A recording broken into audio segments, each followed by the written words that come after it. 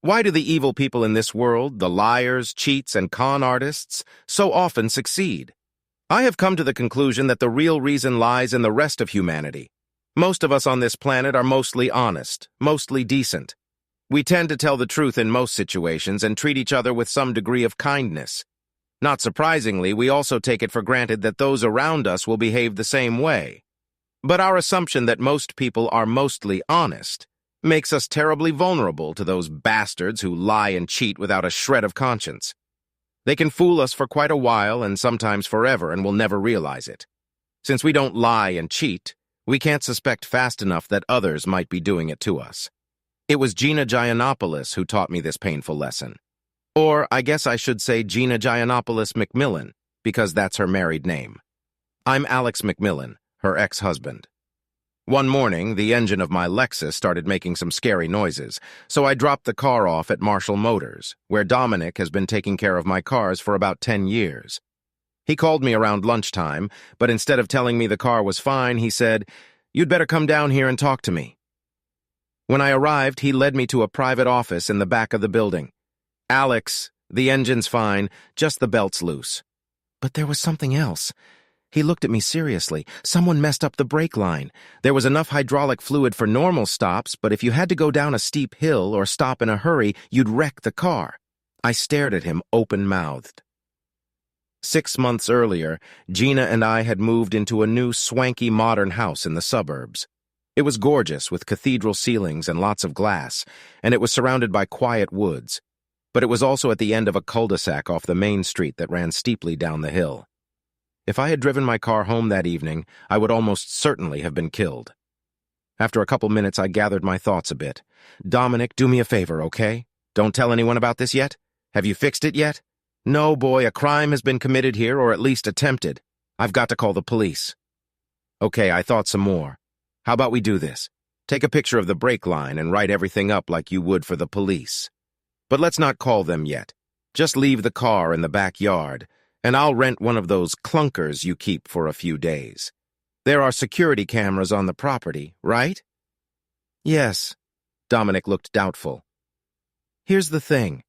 Whoever did this will want to cover it up when they find out I'm not dead. That's why I'm willing to bet they'll try to steal this car from the parking lot in the next few nights. I don't want to call the police until that happens. In the meantime, we'll have camera footage we can give them." 45 minutes later, I got out of the rented blue Corolla and left it at my driveway. I took the day off to think about what had happened. The attempt on my life had to be about money. I was president and co-founder of Apex, a $6.8 billion software company in Silicon Valley. And my first guess was that someone wanted to get me out of the way as part of an attack on the company. Carmelita, our cook and housekeeper, who usually worked from noon to 8 p.m., had the day off and the house was quiet. Gina must have gone shopping or played tennis. I wandered aimlessly around the house, going over in my mind the possible culprits and reasons for what was happening. Picking up the phone, I spoke to Jeff Denham, an old friend of mine who runs the security firm Apex uses. Without explaining my reasons to him, I made it clear that I suspected some kind of problem, either some financial irregularities already underway or a future attack on the company. We agreed that his financial experts would do a full audit of our computers and financial records. I gave Jeff a temporary password that would allow his people to access everything they needed from a desktop in my office, and told him I wanted it done discreetly. We would tell everyone that they were doing a routine audit. Then I called Meredith, my secretary of many years, and told her to enter a temporary password into my computer, and that Jeff's guys would be coming over later in the day.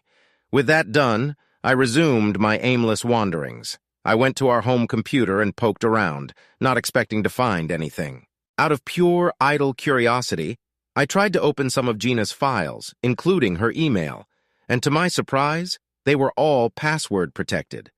What could Gina possibly have on our computer that she wouldn't want me to see? Unless you counted something unlikely like planning a surprise party I couldn't imagine. I made a mental note to ask her about it later. I was drinking tea in the kitchen at about 4:30 when Gina walked in. She took one look at me and practically fainted. I had never seen anything like it. Her mouth opened, she turned white, and her body collapsed against the door jamb. "Alex, what are you doing here?" I smiled softly. Actually, honey, I live here. Remember? She pulled herself together and sat down at the table across from me, forcing herself to smile. She said, "Sure, babe. It's just, well, you're hardly ever home this early and I haven't seen your car outside." It all happened in an instant. I was about to tell her all about the brake line, but instead I just said, there was a problem with the engine and I had to leave it at Dominic's for a few days. He rented one of their clunkers from me. That's what's in the driveway. Why didn't I tell her the truth? At the time, I think I thought it was because I didn't want to worry her. I didn't want to say, by the way, honey, someone is trying to kill me. Why scare your wife? But when I thought about it later, the reason was something else entirely. Why was she so shocked to see me in the kitchen? Not just surprised, but stunned, as if it were the most unexpected thing in the world. I didn't understand her reaction, and the more I thought about it later, the more it nodded me.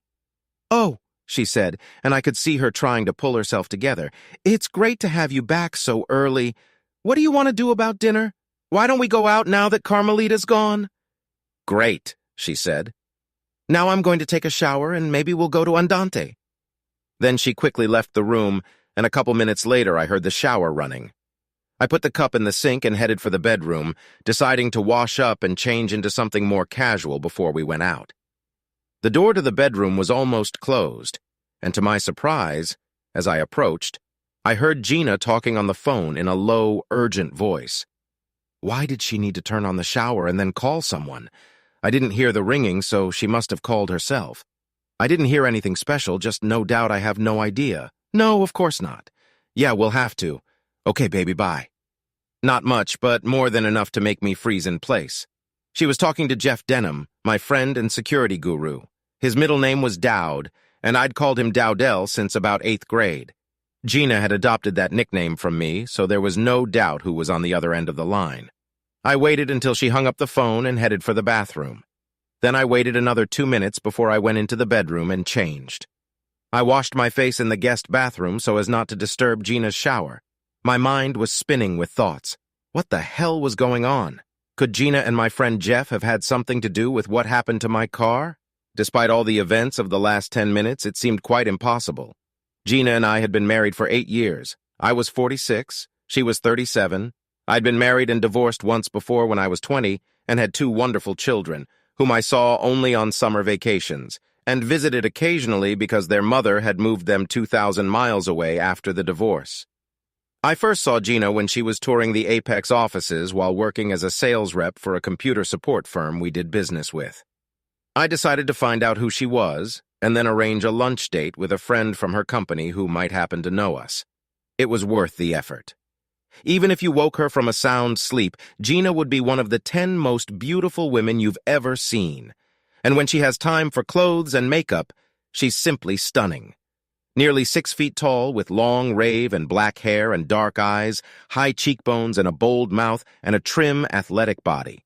She also has a look, a way of walking, moving, presenting herself, looking you in the eye that says, I know I'm sexy, and I know you think so too. From my very first interest in her, I knew I would have a lot of competition, and it was a pleasant surprise that we soon started dating. Then dating seriously, and about a year later got engaged and married. I'm not bad-looking, but I'm not handsome, and I'm 9 years older than Gina. I knew that my success in business and my money had to be part of her attraction, and it didn't bother me. Why be successful if it's not going to help you hook up with gorgeous women? We had an ironclad prenup that said she could get no more than $1 million if we divorced in less than 20 years, so I was sure she loved me as much as she loved my money. We would have a very good life together, and if she enjoyed being rich with me, that was fine, as long as it also made me happy. Gina made me very happy. She spent a lot of money, but I had it, so that wasn't a problem. She was energetic and upbeat, very outgoing and full of fun. She made lots of friends, dragged me to lots of parties, and flirted with lots of guys. But at the end of the night, she would come home with me and usually have a blast. Gina was experienced and enthusiastic. She was as adventurous and bad as she was in everything else. She loved hang gliding, rock climbing, and things like that. She would drive me to exhaustion, and I was perfectly happy with that. But the events of the last few hours had changed everything, or at least threatened to change everything. I had to think hard, primarily because Dowdles seemed to be involved in this case. Under other circumstances, he would have been the first person I would have called. In fact, I had already called him and asked his people to start looking into Apex's finances. Now I realize that I may have made the wrong move in alerting him to the fact that I had some suspicions. Thank God I hadn't mentioned that the car had been broken into. Neither he nor Gina knew that I knew about it, at least not yet. That evening, I put my acting skills to the test. Gina and I went to Andante, where we had a good dinner and a nice bottle of Chianti. I was incredibly anxious, but tried my best not to appear withdrawn or aloof. I kept the conversation flowing, and when Gina took off her shoe and ran her foot over my leg under the table, I responded with a smile and a few discreet caresses. I knew the evening would end with athletic exercise in bed. That was Gina's habit after a nice dinner with good wine, and pondered how to proceed. One of my talents is the ability to ponder a problem with part of my mind while I am doing other things, like having dinner with my wife. So when I got up the next morning, I knew exactly what I was going to do to deal with the mysterious attempt on my life, and my wife's obvious involvement in it. I woke up early and got busy preparing for a quick trip to Los Angeles. I packed an overnight bag, asked the company travel agent to book me on the usual 3-day round-trip flight, and a room at the Beverly Wilshire Hotel where I always stayed in Los Angeles. I called a limo to the airport, had a quick breakfast, then went to the bedroom and woke Gina up. "Baby, I'm sorry for bothering you." I smiled at her and enjoyed the sight of her beautiful face as her eyes slowly opened and she smiled back at me. "Good morning, Alex. I need to go to LA, honey," I said. "I got some emails this morning about a meeting we were trying to set up. It all came together unexpectedly, and I need to be there for a couple of days." It was a lie, but a very believable one. I traveled frequently, and business trips often came up at short notice. "All right, sweetheart. I'll warm the bed for you. You'll be back on Friday?" "Yeah, that's the plan. Just make sure you're the only one keeping the bed warm, okay, Gina?" She laughed out loud and then hugged me tightly. "There's no one here but me, baby." In the limo, I marveled at my wife's ability to lie to me. Either I was completely wrong and she had nothing to do with the attempt on my life, or she was a damn fine actress. More than that, a cold-blooded monster. I hoped I was wrong, but I didn't see how it could be. During the short flight from San Jose to Los Angeles, I worked out some of the details of my plan. The key was total secrecy. Since Jeff Denham was apparently involved in the case, I had to avoid any action that might tip him off to my suspicions, and since he was the top security expert in the entire Bay Area, that meant bringing in someone from afar. As I took a cab from the airport, I went into an electronics store and paid cash for a discarded cell phone. Then, after checking into the Beverly Wilshire Hotel, I called Dan Cameron and arranged to meet him for lunch outside his downtown office. Dan had been my right-hand man when I founded Apex, and we'd both gotten riddled with wealth when it took off. We had parted amicably 3 years earlier. He had moved to Los Angeles with his family and taken a job with a financial services company that, thanks to his brains, was doing very well. Dan and I saw each other a couple times a year, so it didn't seem strange to anyone that I was visiting him. We sat over sandwiches and a couple of beers in the restaurant's outdoor patio, reminiscing about old times and sharing stories of recent challenges and triumphs. He asked about Gina, told me about his wife Linda, and what their children were doing. But when we finished eating, I leaned forward and spoke more seriously. "I'd like to ask you for a couple favors, Dan, if you don't mind." He looked interested, so I continued. "I have reason to believe that I may have some problems inside Apex. Do you have a security firm you trust?" "Absolutely," he said. "Vertex Securities. Alan Newman, who heads it, is a first-rate specialist. But you still have Jeff Denham, don't you?" "Yes, but I need someone on the outside. Here's my first favor. Call Newman and tell him a good friend would like to talk to him on the phone and get some advice, but without mentioning my name." Without hesitation, Dan called on his cell phone and arranged to meet his friend later that day. "Thank you, Dan. I'm going to ask you to forget that this ever happened at all. Now, one more request of mine. In fact, it's a question I want to ask you. In the time you've known Gina, have you ever seen her acting inappropriately or suspiciously at all?" To my amazement, Dan looked away and his face reddened. I waited, and finally he looked at me again, a more guilty expression on his face than I'd ever seen before. "Alex, it's hard, you know? It's a little awkward. I hope you don't want to hit me." About 4 years ago, in the last few months before I resigned as COO and moved here, Gina had several times flirted with me. It wasn't just normal flirting, something beautiful women do all the time. On several occasions, she came very close to proposing to me.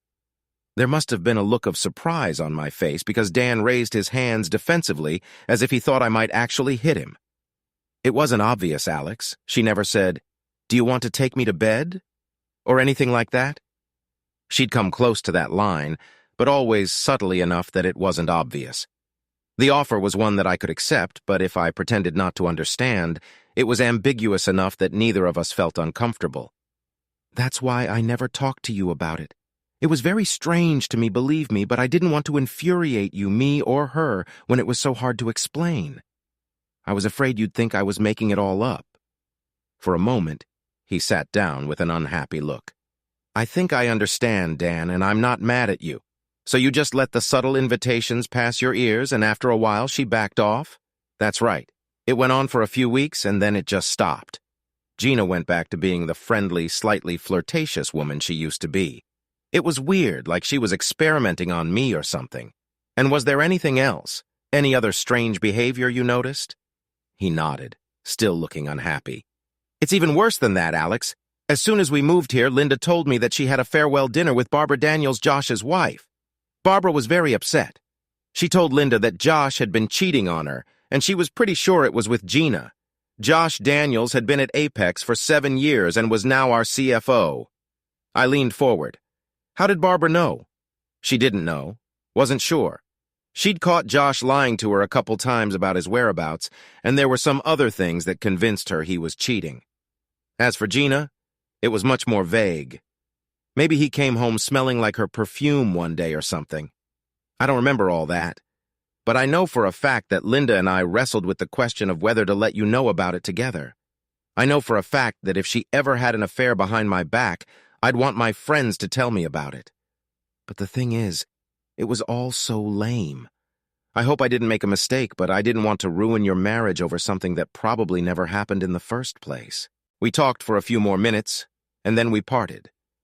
I wasn't angry with Dan. It was clear that he had done what he thought was right at the time. But his stories reinforced the idea that my wife was at the center of a conspiracy against me and my company. My phone conversation with Alan Newman was short and sweet. As soon as he got on the line, I got straight to the point. Mr. Newman, I need a top-notch security firm to help me with a confidential problem. As highly as Dan speaks of you, I wouldn't want it to be someone associated with me or my friends, so I'm wondering who else in this field is really good. Who would you hire yourself to handle a very serious, very confidential matter requiring financial and computer expertise? Newman thought for a minute and said, The first thing I would do is call Barry Asimov in San Diego. His firm and mine have worked together on some things. He's incredibly smart, hires good people, and pays them well, and I've always been able to trust him. At my request, Newman hung up the phone, put me through to Asimov, and arranged a meeting for the next morning at 10 a.m., again without mentioning my name. Back at the hotel, I called Dan Cameron again. I asked him to rent a car from Hertz on his credit card and arrange for his friend Elliot to come pick up the car at the airport the next morning. That way I would have the car and it wouldn't be traceable. Back at the Beverly Wilshire, I had a quick dinner, went upstairs, had my usual late-night conversation with Gina, and went to bed.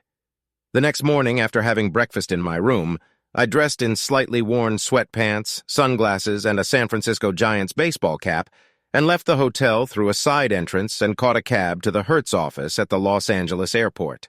By 9:45, I was in San Diego and parked in the parking lot next to the Asimov office. Barry Asimov was a short, fat man in his 40s. He had a bad comb-over and his brown suit didn't fit him very well. In short, he was a completely unimpressive figure. But within 10 minutes, I realized that he was one of the smartest people I had met in a long time. I knew I had to confide in someone, so I decided it would be Asimov away. I got straight to the point. Mr. Asimov, I need a security firm that can do a serious assignment for me. It's a non-standard case. It will require a lot of high-tech computer work, and it's extremely confidential. I am willing to pay well for what I need, as well as cover all of your people's expenses. The job could take several weeks, and I wouldn't be surprised if your fee is in the 7 figures. For a few moments, he stared at me intently. Why did you decide to turn to us, and why do you think we're up to the task? Someone recommended me to Alan Newman, and Newman spoke highly of you. Why not just use Newman? He's really good, because I'm trying to cover my tracks. When we figure this out, you'll understand why I have good reason to be vigilant. Newman called you on my behalf, but he never got my name, so it's going to be pretty hard for someone to trace me back to you. Not impossible, but difficult. We talked some more about the preliminary preparations, and then Asimov said, "Let's hear the story. If this sounds like something we can handle, then we're in business." I told him everything. Who I was, what Apex did, and what it was worth, and about the recent attempt on my life. I told him that I suspected Gina and Denham were involved in why, and I repeated Dan Cameron's account of Gina's behavior and her possible affair with Josh Daniels, although I never once mentioned Cameron's name.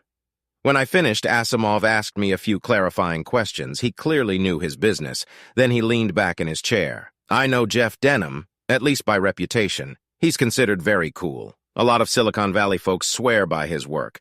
So if he's really doing something questionable, we're going to have to be very delicate in our search for him. We talked some more, and finally Asimov said, "Here's what I'll advise you. Basically, you need two things. Someone to go through your books, internal documents, and memos very carefully, and someone else to check out Denham, your wife, and other high-ranking people at Apex. David Carlos is my best computer guy. I'll give him the first assignment. He's got 2 or 3 financiers working for him. They can analyze what they find. And I'll have Vera Anderson put together a surveillance team for the second part of the case." 30 minutes later, the 4 of us were sitting in a conference room eating takeout sandwiches and discussing my situation. Asimov mostly stayed out of it, letting Carlos and Anderson ask questions. But every now and then he would throw in his 2 cents, and I never ceased to be amazed at his wit. I couldn't help feeling that I was in good hands. By mid-afternoon, I was on my way back to Los Angeles. To my relief, Asimov understood why I couldn't give him a large fee right away, and was willing to trust me on the basis of a promissory note drawn up by a notary in his office. Carlos was going to dig into Apex through my computer, which was connected to the firm's other important computers. His method was simple. He had me memorize the URL of the Asimov firm's website. Whenever I was alone in my office for 2 hours or more, I would go to that web address, download and install on my computer a program from the site. This software allowed Carlos and his team to download and copy any files they wanted to view from my computer, and those to which it was connected. Whenever I needed to leave the office, I closed the connection, logged out of the website, deleted the program from my computer, and covered my tracks in the usual way, deleting my browser history and so on. This method was not completely traceless, but only an expert who already suspected and scrutinized my computer would be able to figure out what was going on. Carlos estimates that in 20 hours of searching the web, he'll be able to find and download everything he needs to see if anything is wrong with Apex. Anderson's responsibilities were the usual surveillance of Gina and the senior management of Apex. We had agreed not to set up surveillance on Denham since he, as a security person, would likely notice the attention no matter how good the people at Asimov were. But she had people digging through phone calls and credit card records, and it was done at a safe distance so Denham wouldn't find out. I emphasized to them that Denham was no fool. Following him or trying to tap his phone, his home or office would be a very bad idea. I bet he'll be out on us within a day or so. "Understood," Vera replied. "But I'd like to set up audio and video recording in your house, as well as a bug in Gina's purse and a tap on her cell phone. We agreed that I'd let them know when the house was empty. She promised her team could do the job in no more than 3 hours. The first thing they'll do is sweep the house to make sure Denham hasn't installed any surveillance equipment." As for Gina's purse and phone, I gave them the address of her tennis club. Vera assured me that it wouldn't be hard to pick the lock of her locker, quickly check her purse and phone for bugs, and plant my own. My role in this case was simple.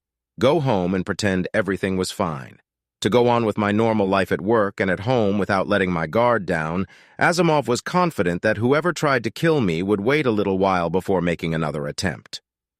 At the very least, they'll have to make sure your Lexus is destroyed so that no evidence of the first attempt remains, and in a few days, we should have enough information to figure out what's going on. So don't do anything stupid, Alex. Don't go into the woods or go into unfamiliar places. You might even try not to drive alone. Find an excuse to have Gina drive you to work, that sort of thing. but I don't think you need to worry right away." I smiled ironically at him.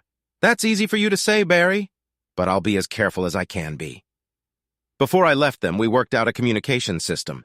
It would be one way from me to Asimov. I continued to use the discarded cell phones. When I was free to call, I would dial a number and ask for Larry Asimov. The receptionist at the front desk would correct my mistake and then transfer the call directly to Barry. We agreed that I would try to call at least once every other day. Back at the Beverly Wilshire, I had dinner and then called Gina to let her know I'd be home a day early. On the phone, she animatedly told me how lonely and cold she was in our big bed, and I promised to keep her warm on Thursday night. As I hung up the phone, I realized how crazy my wife's plot to kill me seemed. Before all of this started, I would say I had no illusions about Gina. She was beautiful, adventurous, and energetic, but she was also narcissistic and a little cold. She was not a heartbreaker who sheltered stray cats. Her number one interest was Gina, and it didn't take long to know her to realize that fact. And yet I would say that she loved me in her own way. She was not a warm, caring wife, but neither was I a particularly affectionate husband. We didn't often snuggle up to each other by the fireplace or take leisurely walks on beautiful beaches, except for the occasional Caribbean vacation when we made love during the day and went out to dinner and casinos in the evening. We were both ambitious, goal-oriented people. Even though Gina was no longer working, she was energetically pursuing the things that interested her: tennis, shopping, spending time with friends. I would say that in her own way, Gina loved me. In fact, I would say that Gina loved me as much as anyone could love anyone, given her basic nature, and given my own nature, that was enough for me. I liked our life together. I was content. But as it was, all of those assumptions were now hanging in the balance. Although it shocked me to think that she might be trying to kill me, the preliminary evidence definitely pointed that way. It wasn't hard to come up with a motive, money stupid. And if what Dan Cameron had told me was true, she could be connected to at least two of my partners: Josh Daniels from Apex and my friend Jeff Denham.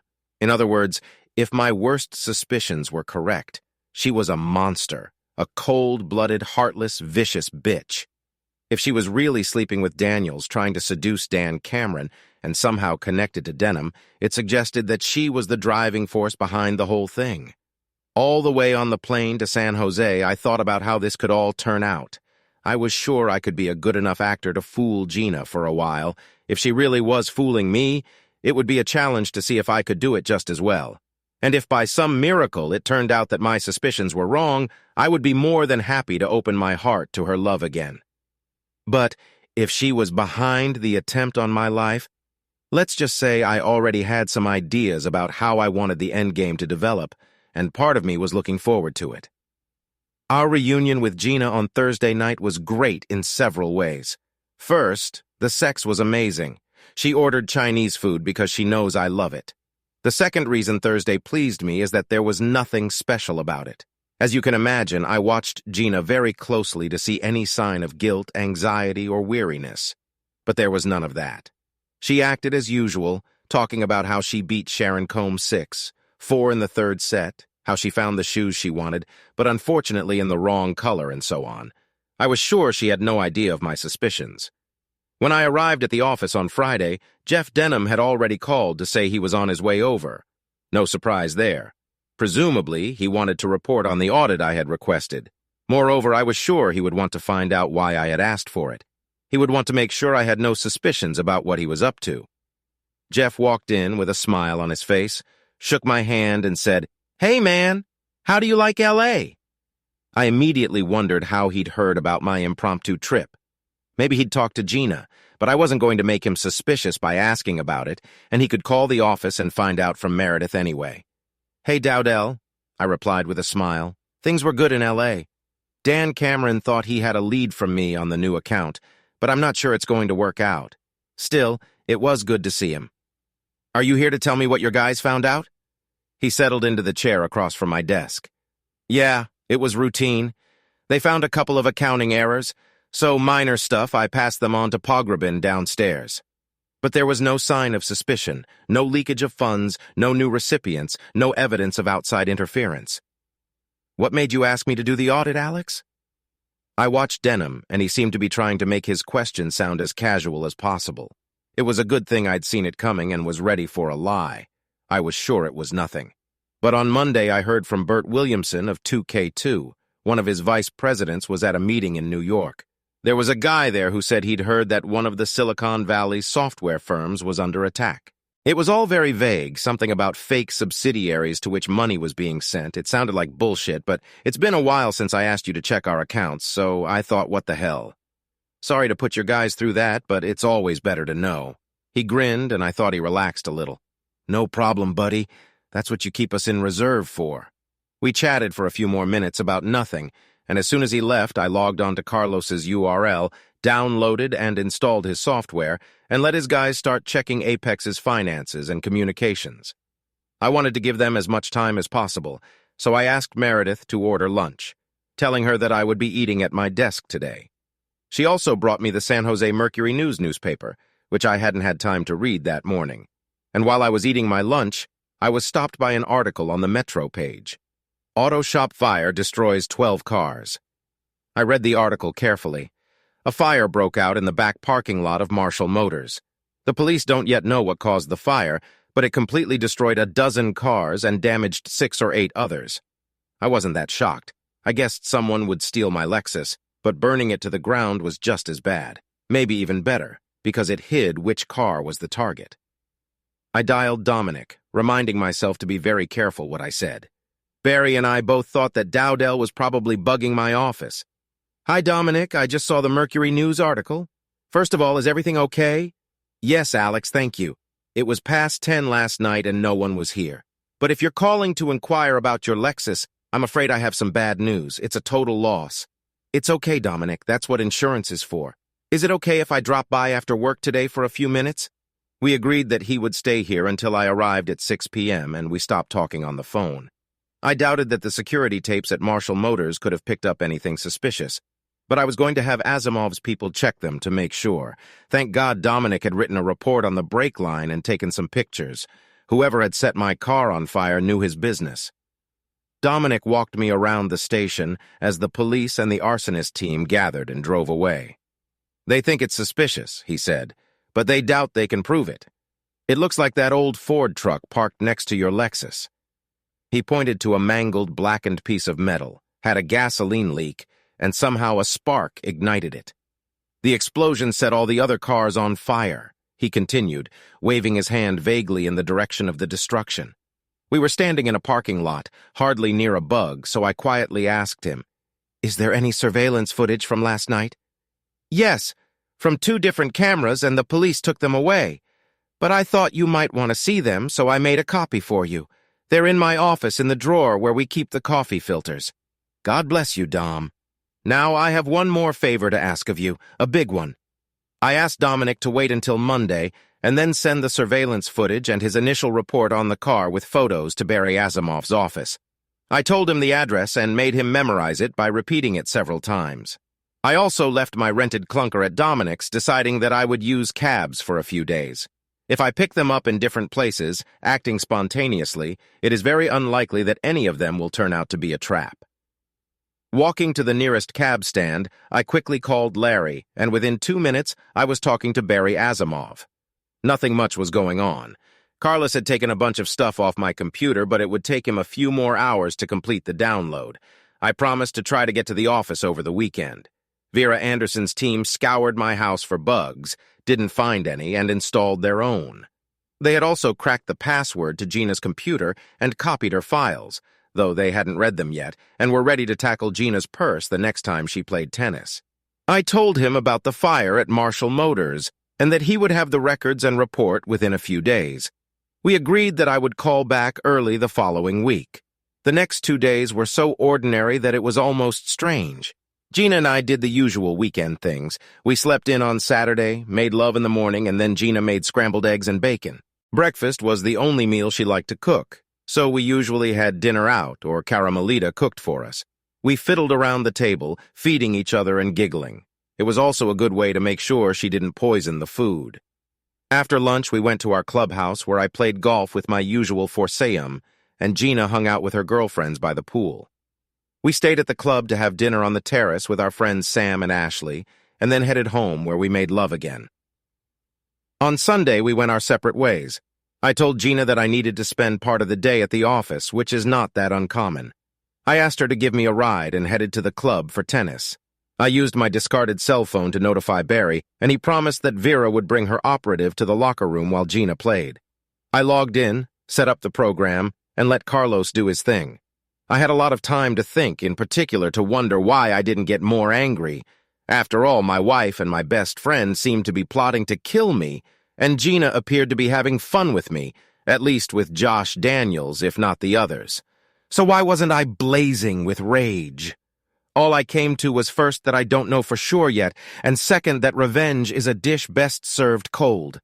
Out of sheer curiosity, I looked it up on the internet. It turns out that the phrase belongs to some man I've never heard of, Pierre-Ambroise François Choderlos de la Clos, back in the 18th century. Somehow I managed to put my anger and sense of betrayal in a little box in one corner of my mind. I would have no trouble getting even, or spending even a minute feeling sorry for Gina or doubtful. But until I had the proof in front of me, I would not allow myself to lose my mind.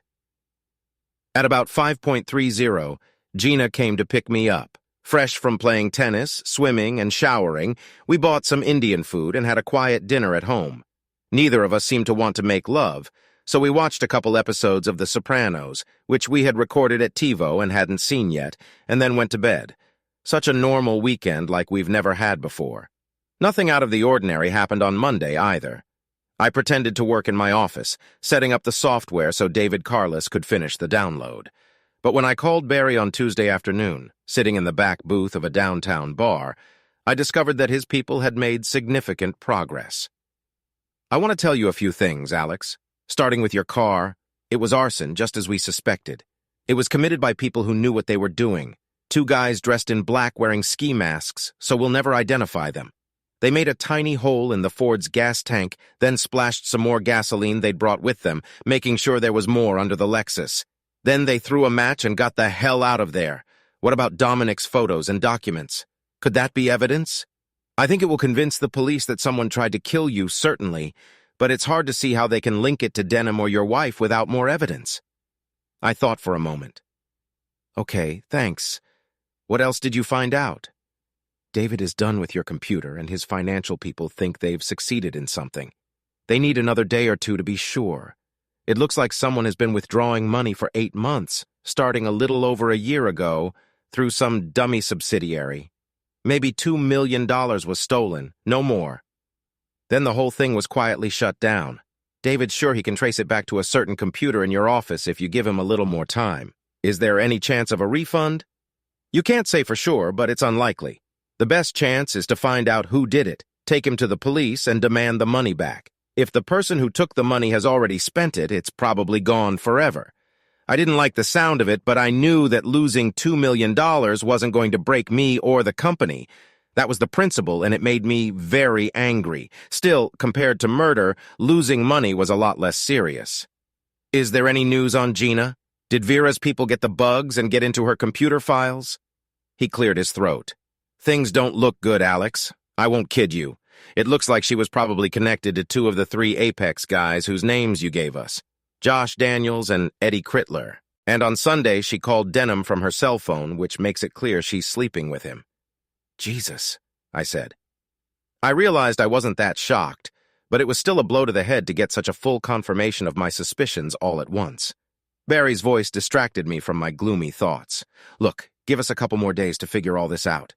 Vera's people are monitoring Gina's cell phone, the bug in her purse, and the bugs in your house.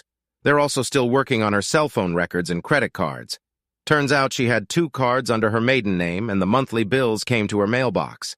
Did you know anything about that? Hell no, I replied, still feeling a little dazed.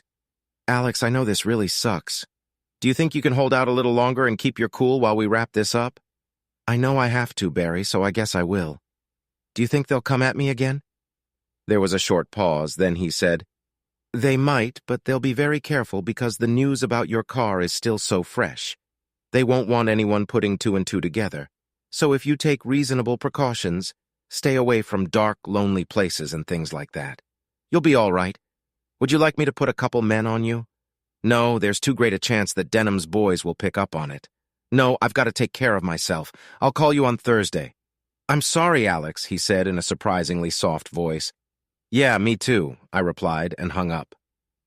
Wednesday may have been the least fun day of my adult life. I knew my marriage was over. I knew that my best friend, a guy I'd known since junior high school, who I trusted more than anyone else, was having fun with my wife.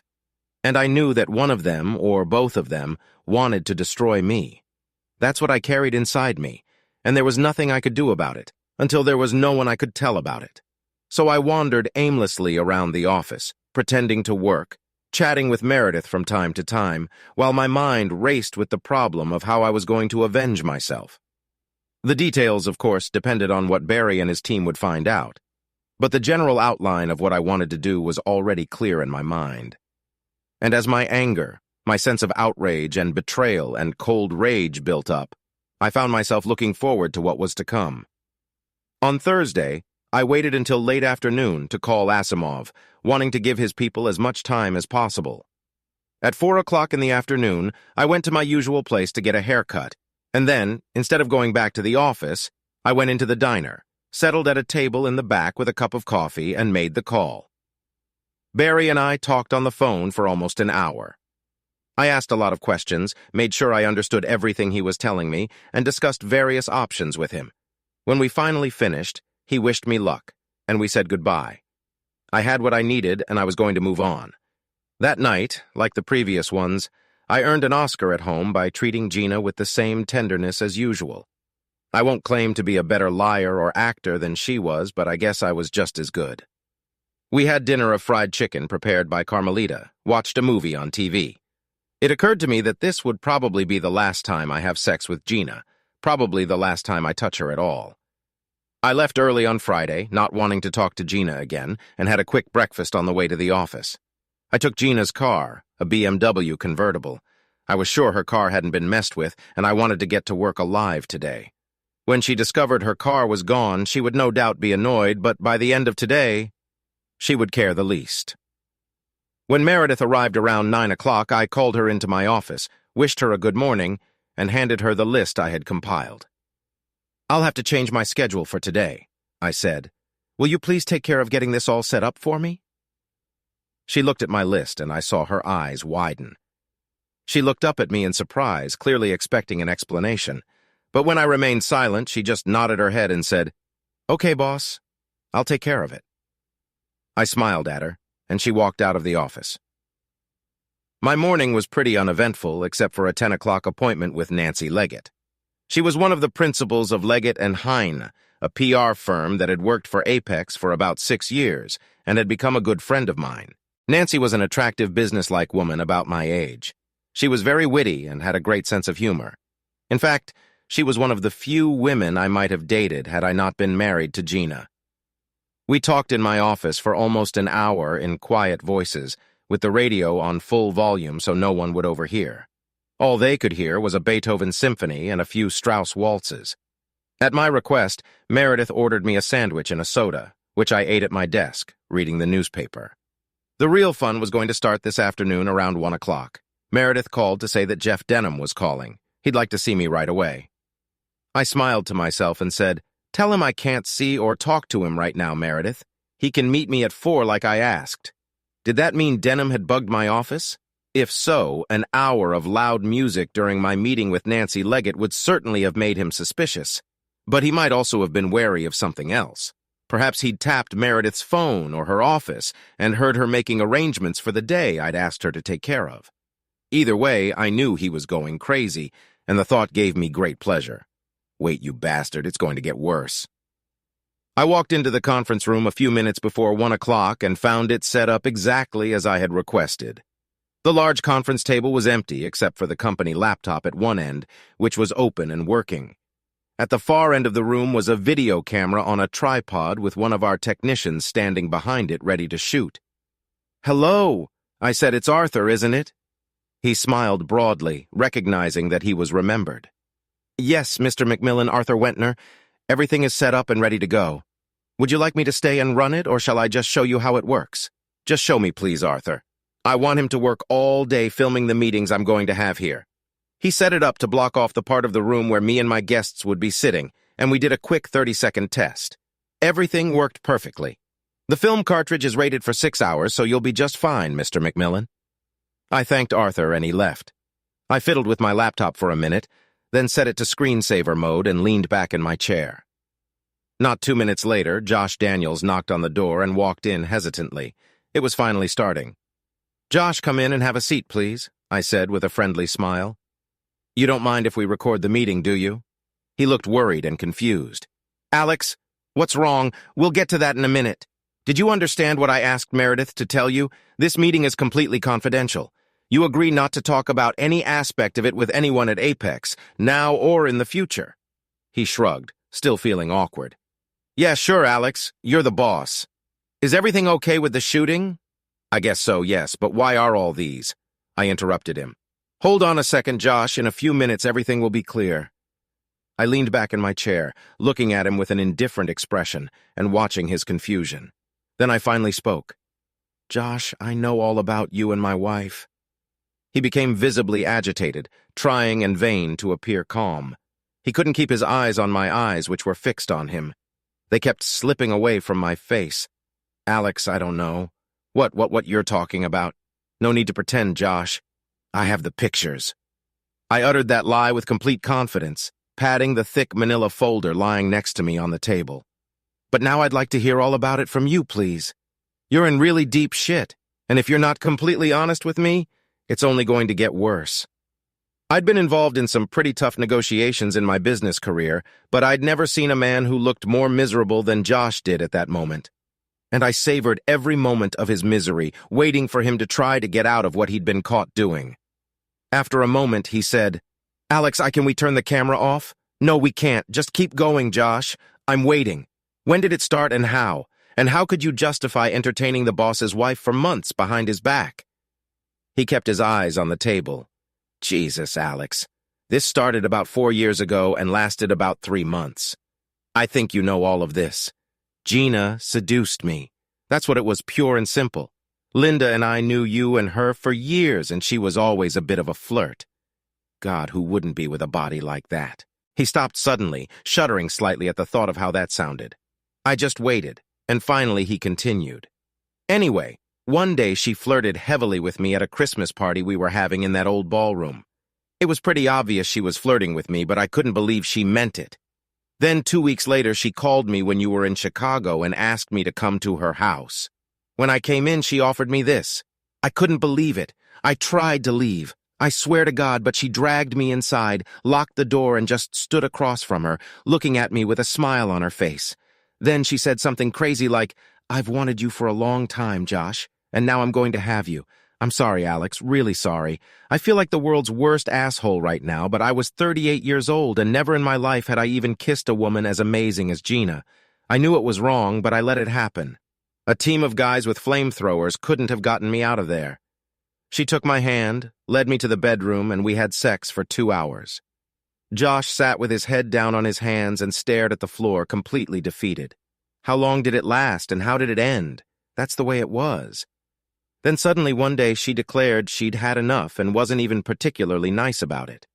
I'm sure it was because I didn't want to do what she wanted. And what was that, I asked. For the first time since the confession began, he looked up at me. Now he could look me in the face. She wanted me to create some fake accounts to siphon money out of Apex. It was about the money, Alex, and nothing else. She said you had all those millions and she wanted most of it for herself. She asked me a lot of questions.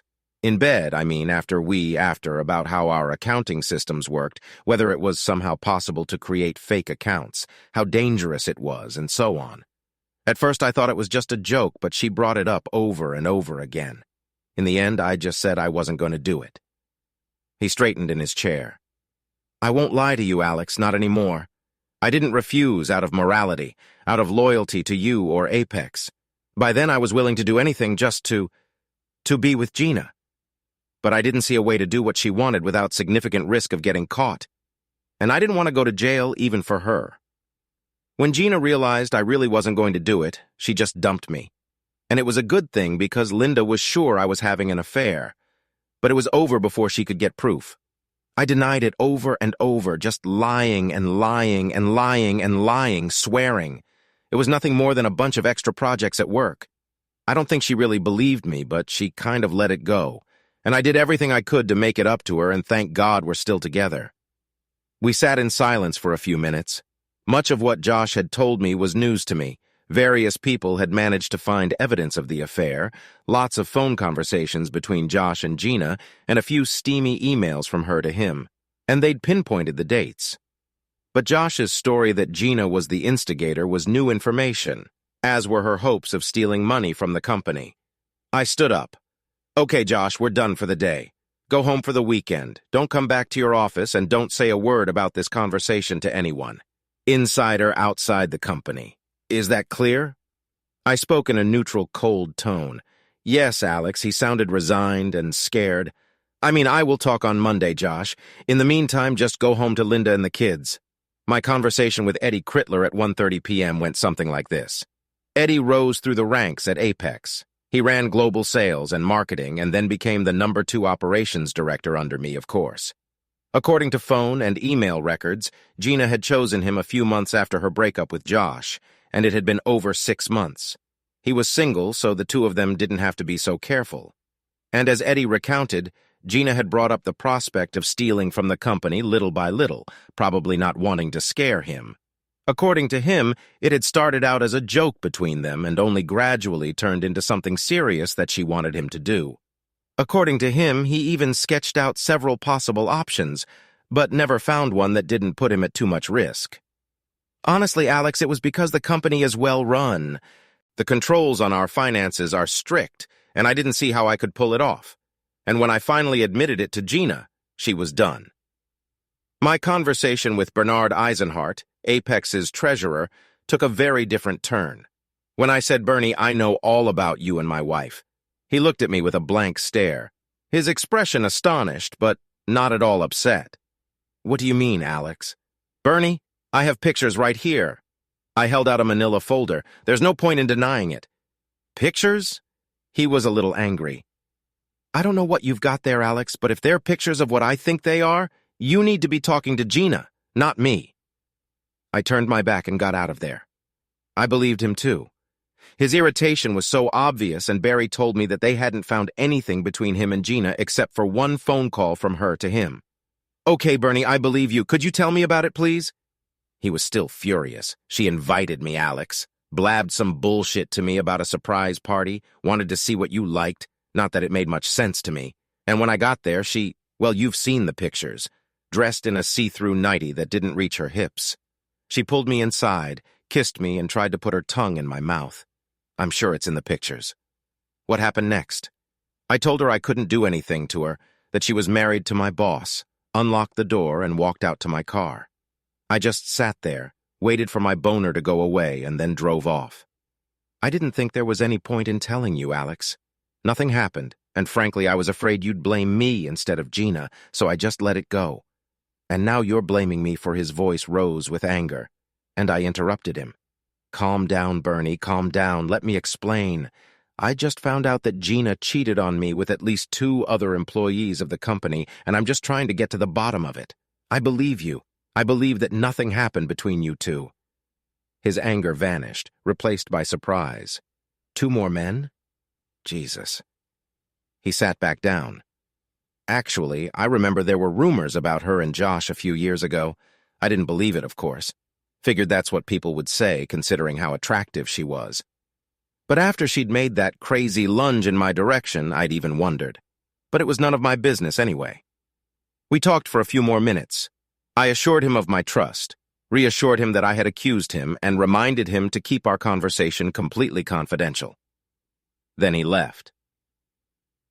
As I sat pondering what I had learned, Meredith walked into the conference room. Alex, Jeff Denham, is outside, and he's practically jumping out of his skin. I know you asked me to make an appointment for 4 o'clock, but he's about to wet himself. Says he has to see you right this minute, that it's life and death, and so on. If it weren't for the guards you asked me to post outside the room, he'd be in here by now. What do you want me to do with him? I smiled at her. Give me 5 minutes, and then you can let him come in. I wanted to spend those 5 minutes enjoying what was about to happen. It's not every day you find out your best friend wants you dead. And it's certainly not every day you get a chance to, even when Jeff Denham entered the conference room. He was practically shaking. He looked like a man who had been put on an espresso drip, though he tried to hide it. "Hey, Alex, what's going on?" It was said with careful casualness, but his voice was a few tones higher than usual. "Hey, Dowdell, thanks for stopping by. Would you like some coffee or something?" He shook his head. "What kind of video camera is that?" I smiled and said, "I just thought I might need a record of the meetings I'm having today. You don't mind, do you?" He looked very worried, but all he said was not at all, of course not. But what's the mystery? Meredith didn't say anything to me, and when I passed Bernie Eisenhart coming out of the elevator, he just gave me a strange nod and went on his way. I turned the laptop around so it was in front of him and said, "Take a look." When he touched the embedded mouse, the screensaver disappeared, revealing a still frame from a video shot in my bedroom earlier that week. It showed a naked Gina lying on her back, legs spread wide, and a naked Jeff with his head buried between her legs and his hands around her hips, devouring her. She threw her head back in sheer ecstasy. Denham looked up at me a split second later, a look of shock on his face. I waited until he said, "Alex, and then I hit him with my right fist right under his right eye as hard as I could. He flew backward, hitting his head on the carpet, and the chair slid smoothly away from the table. I stood over him, pulling the thick winter glove off my hand. It still hurt like hell, but at least I didn't think I'd broken my knuckles. I sat for a while, smiling grimly and massaging my sore arm, waiting for Denham to come to his senses. It was several minutes before he opened his eyes and groaned, groping his face with his hand. When his head cleared a little, he looked around for me, then quickly crawled away from me and sat against the wall, looking both confused and wary. "You want more honesty, freak? I can still hit you with my other hand." I spoke casually, almost flippantly. "God, no, Alex." I saw him look toward the door as if figuring out if he could break free or if I'd catch him before he got to it. "Forget it, Dowdell. Those two guards are still outside. You're not leaving just yet." We sat for a while longer, and I watched him solemnly ponder his situation. No doubt he hoped that I did not know everything, but he was bitterly disappointed. "Okay, Dowdell, get up and sit back down at the table. Don't worry, I'm not going to hit you again. What lies ahead of you is going to hurt a lot more." He cautiously rose and sat down in a chair 10 feet away from me, never taking his eyes off my face. "I'm not going to waste any more time on you, you piece of shit. My best friend since junior high school. You're a goddamn disgrace." He didn't say anything back, so I continued. "Not only did you entertain my wife and try to steal my money, but you tried to kill me." Here he jerked his head sharply, looking at me in shock and alarm. "And I'll make sure you make some new friends in prison." "Gina confessed everything to me," I continued, now lying through my teeth. "And I know that the theft and the murder plan were all your idea. Just being a cuckold wasn't enough for you, huh? Did you think that by cutting me off you'd complete the picture? For God's sake, Alex, it's not true." There was utter desperation in his voice. "She's lying. I admit that I had an affair with Gina. There's no point in denying it now, but stealing the money and then killing you was all her idea. I tried over and over again to talk her out of it. And when that didn't work, you said what the hell and organized to tamper with my car, right?" He hung his head without looking at me. After a few minutes, he told me everything. The affair had started the same way it had with Josh and Eddie. Gina was going full force. He swears he fought her off 2 or 3 times before he gave in, but that doesn't really matter, does it? When she had been having fun with him for about 3 months, she talked about stealing some of my money. Unlike previous co-conspirators, Denham was willing to go along. He invented a subsidiary and found a way to have legitimate payments put into accounts receivable and then diverted to the invented company. Because he was head of security, which included the finance division, he managed to make it so that no one else could spy on him closely enough to discover what he was up to. In 7 months, he managed to embezzle about $1.8 million. All of this was pretty much what various people had already figured out. But that wasn't enough for Gina, Alex. Denham was speaking freely now, ignoring the camera. He was eager to get his point across. He wasn't such a complete asshole that he didn't feel guilty about what he'd done to me. She said you had so much money that $1 million or $2 just wasn't enough for her. It wasn't fair. So I closed the account and covered my tracks as carefully as I could. A month later, she started talking about killing you. Then we could be together, Dowdell, and things like that. You could run the company or let the other fellows run it while you and I spend this fine money. She wouldn't back down. Every time we were together, she had a new idea about what we'd do later when you died and she inherited your money. And you believed her? He sighed heavily. I was a fool, Alex. I convinced myself that she loved me. I was definitely in love with her, or so I thought. I held on for a long time, and then she started hinting that if I didn't do this for her, we might not be meant to be together. After a few weeks of these conversations, I started to feel like this was my only way out. Alex, Gina is a cold-blooded monster.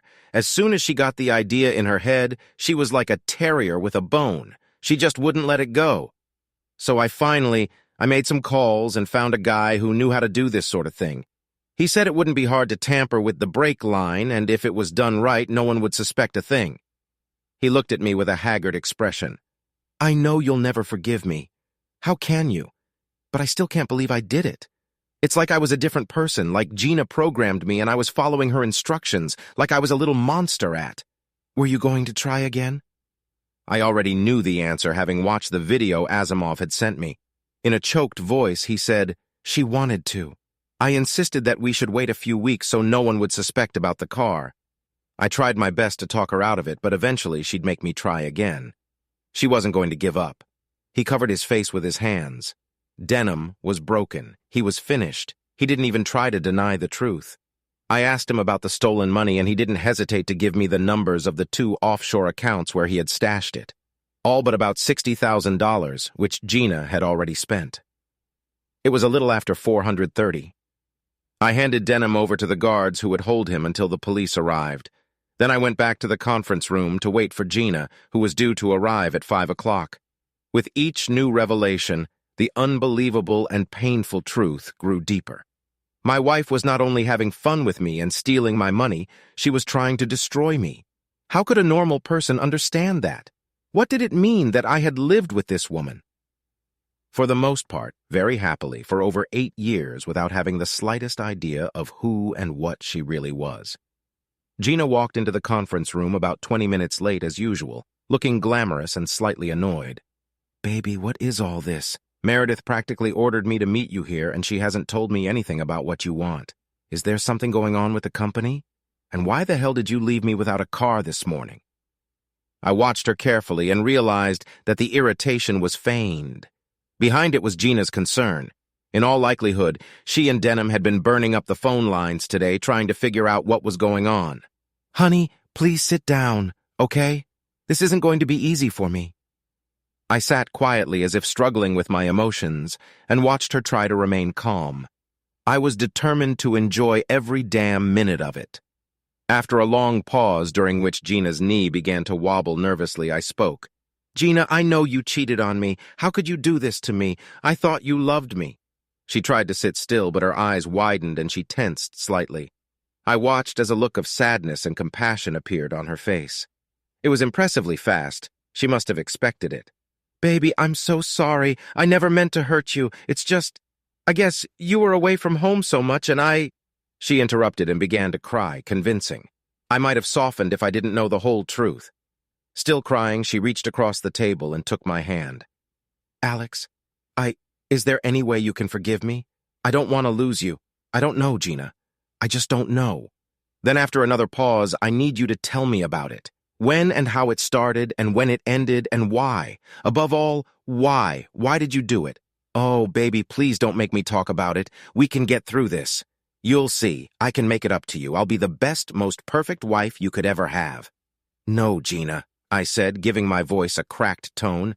If we can ever get past this, you have to be honest with me. Here and now, when did it start? How long did it last? I had her by the thread and enjoyed it.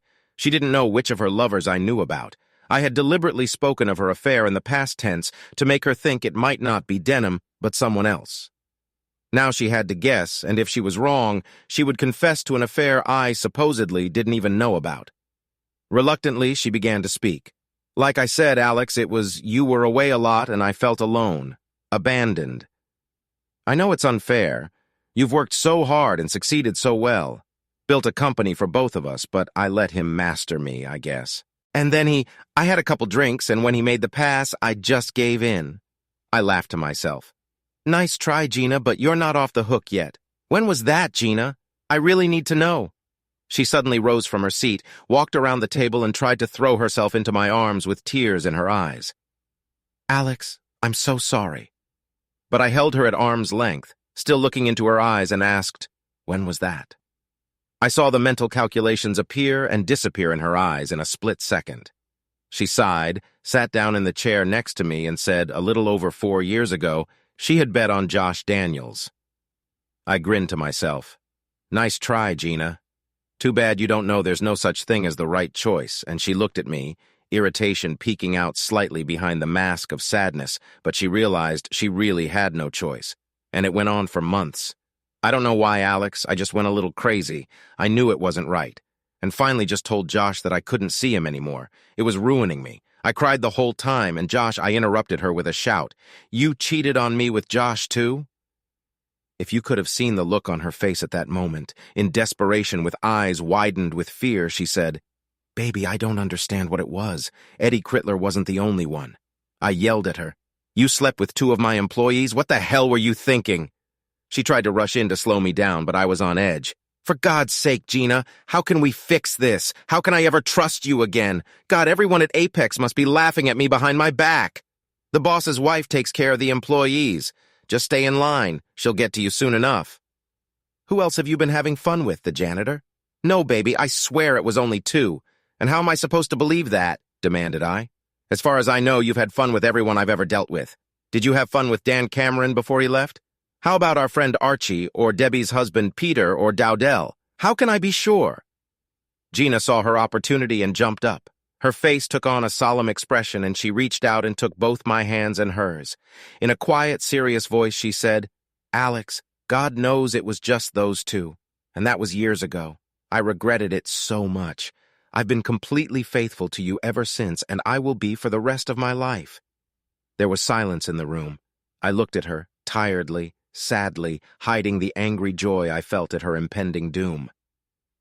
Okay, Gina, I said slowly. Okay, you cheated on me with 2 of my co-workers, but then you stopped. You picked yourself up and decided to go back to being my faithful wife. Is that right? Yes, baby, she said, and there was a glimmer of hope in her eyes. Well, I guess I need to ask you one more thing, I said, sliding the laptop over to her. Can you tell me what it is? I touched 2 keys. This time, as the splash screen disappeared, the video came into motion.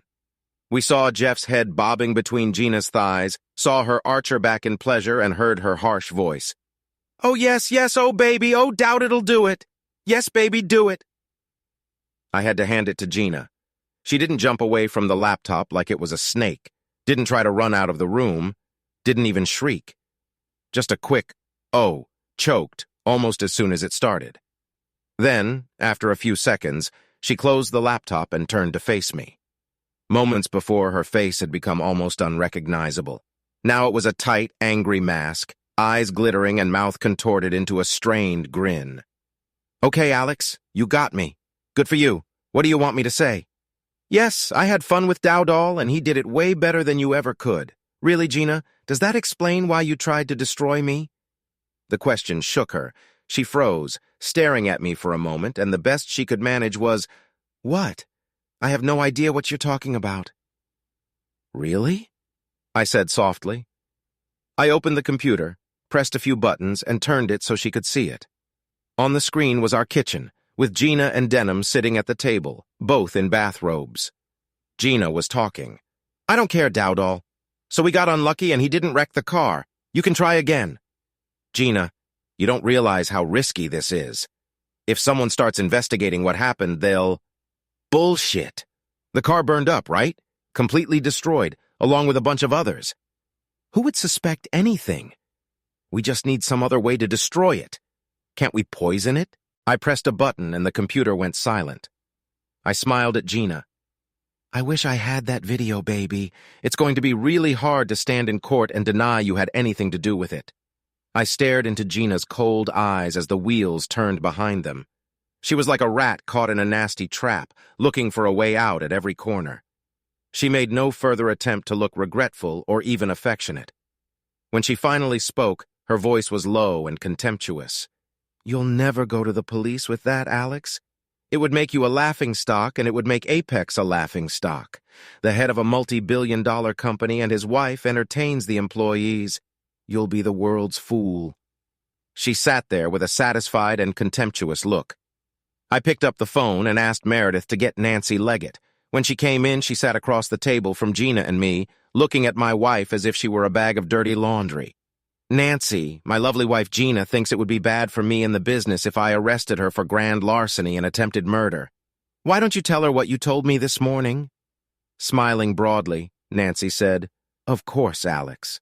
This story, Gina and Denham and their dastardly plot, is going to be the loudest story on cable news for some time to come. It has everything: money, adultery, attempted murder, an extremely attractive woman, a man betraying his best friend, yes, anything.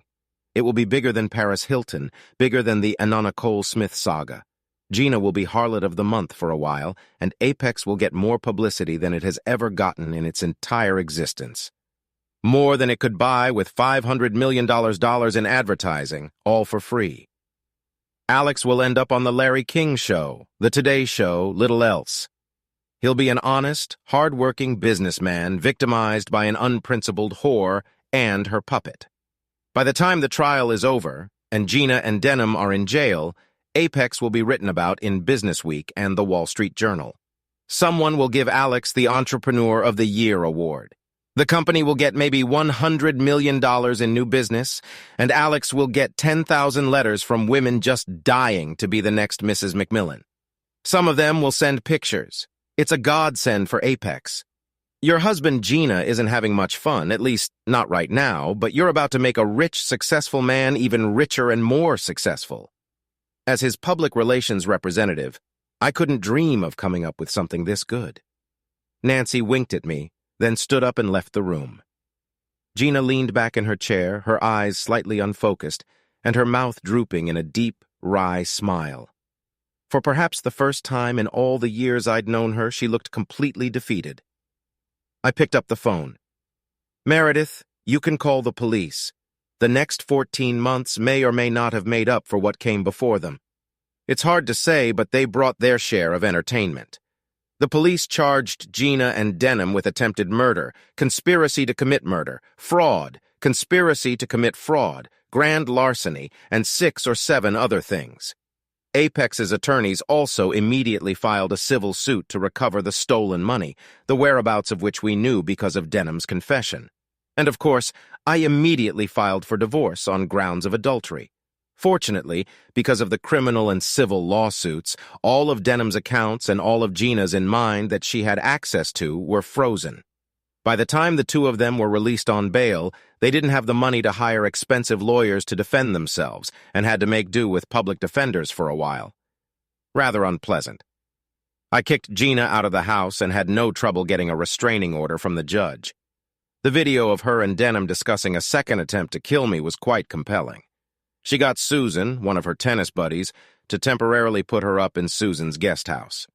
Gina made no attempt to contact me, not that I expected or wanted her to. She must have realized there was nothing she could say to change anything. The Monday after Gina's day of reckoning, I called Josh and Eddie in and fired each of them. Neither of them were much surprised. Eddie asked only that in case a future employer came to me for a reference, I be prepared to say that his work at Apex had been good. I had no problem agreeing. Josh tried to make a deal with me. If I helped him find a decent job, he would agree to testify against Gina at her trial. I laughingly kicked him out of my office. I reminded him that I already had his adultery confession and her attempt to get him to steal from the company on tape. If he didn't agree to testify, the prosecutors would just issue him a subpoena. I have appointed Bernie Eisenhart as Josh's CFO, and I am confident that he will do a top-notch job. I have asked him to take on the job of interviewing for his own replacement as treasurer and for Eddie's position. Gina and Denham's trial started about 7 months later, and it was a lot of fun. It lasted almost 3 weeks. I went to court several times, but didn't feel the need to be there every day. Not surprisingly, they were unable to deny what they had done, and each attorney's defense focused on making the other look like the main villain. Gina's main virtues were her beauty and her ability to behave on the witness stand. The men on the jury ate her up. The problem, of course, was that the videotape clearly showed her pushing a reluctant doubt to make another attempt on my life, and even Gina couldn't overcome that. They were both found guilty on about 8 counts, including all the main ones. By the end of the trial, all this publicity had allowed Gina to sign several magazine and television interview contracts, which allowed her to pay for an expensive lawyer. The new attorneys have appealed and so far have managed to delay sentencing, but Gina and Dowdell faced 10 to 15 years. All of the money they stole was returned to Apex, less $72,000. Since Denham's security firm had gone out of business, I needed someone to take over that role for Apex. When I flew to Los Angeles to pay Barry Asimov and thank him for all he had done, he suggested I hire David Carlos. David wanted to move to the Bay Area, and you've seen how well he's doing. I think you won't regret offering him a contract, and with you as his primary client, he can build his business there. So I offered Carlos a job, and it seems to be going very well so far. When I was in Asimov's office, he surprised me with another video I didn't know about. I hadn't had time to talk to him before, and it had nothing to do with the threat from Gina and Denham. "Come into the screening room for a moment, Alex. I think you'll enjoy it." To my surprise and delight, in bed with Gina, lay Charlie Pemberton, my lawyer. He was almost 60 and didn't seem to be giving Gina much pleasure. Apparently, Gina had seduced him a couple months ago and put him to work trying to find a way around our prenup. Not surprisingly, since Charlie was an excellent lawyer and had drafted it himself, he hadn't had much success. But that didn't stop him from taking advantage of Gina whenever she gave him the opportunity. I especially enjoyed setting Charlie's ass on fire. I accused him publicly and as loudly as I could of unethical behavior, and the California Board of Legal Ethics had no choice but to disbar him. I also sued him and took about $240,000 from his savings that I donated to charity. All of this gave me great pleasure. As far as I and Apex were concerned, everything happened exactly as Nancy Leggett had predicted. First of all, there was a flurry of publicity on the cable news channels and in the tabloids. I was on CNN, on the cover of Fortune magazine, on the front page of the National Enquirer, and just about everywhere in between. Nancy had to hire 3 new employees to handle the workload, and she and I met almost every day to strategize and decide which interviews and other offers were worth accepting. In the first 6 months after the article was published, Apex's business grew by nearly 20%. Nancy was also right about the letters from women. At this point, there were over 8,000 of them, and they kept coming in. After reading the first couple hundred, several with provocative and even downright lured photos, I turned the job of answering them over to one of my interns.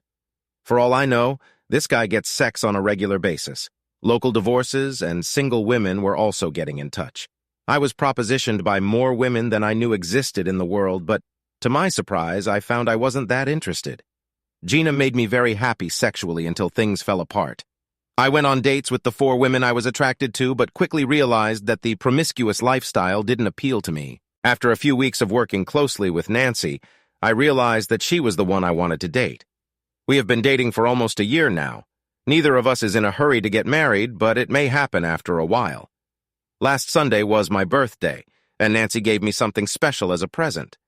We spent Saturday night at her house, watched an old Humphrey Bogart movie, and then got down to it.